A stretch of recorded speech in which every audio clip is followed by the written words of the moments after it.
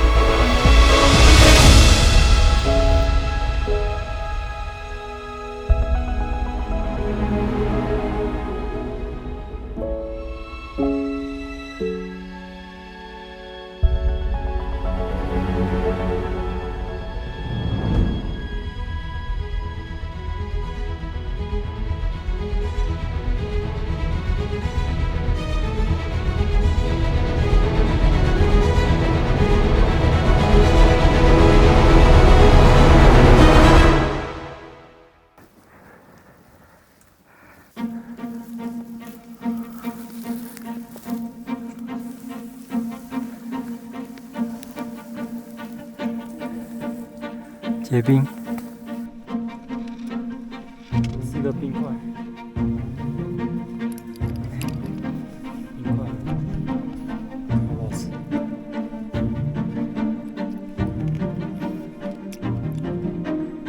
不错。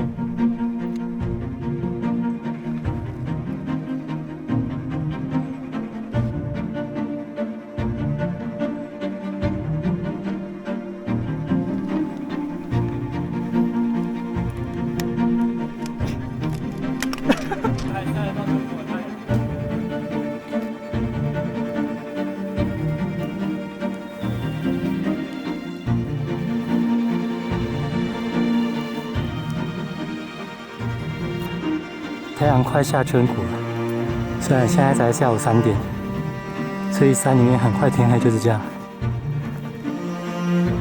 9.8K， 雪山圈谷，现在下午3点。太阳在圈谷另一边看不到。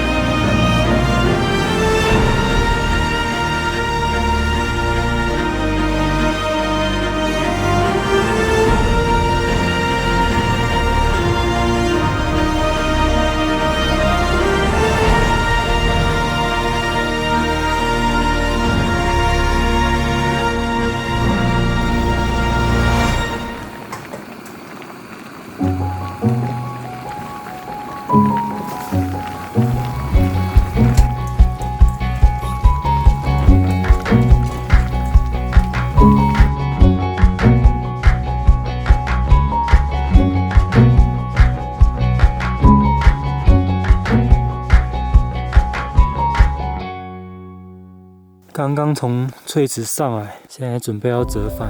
昨天下来的碎石坡，等下再爬回雪山主峰。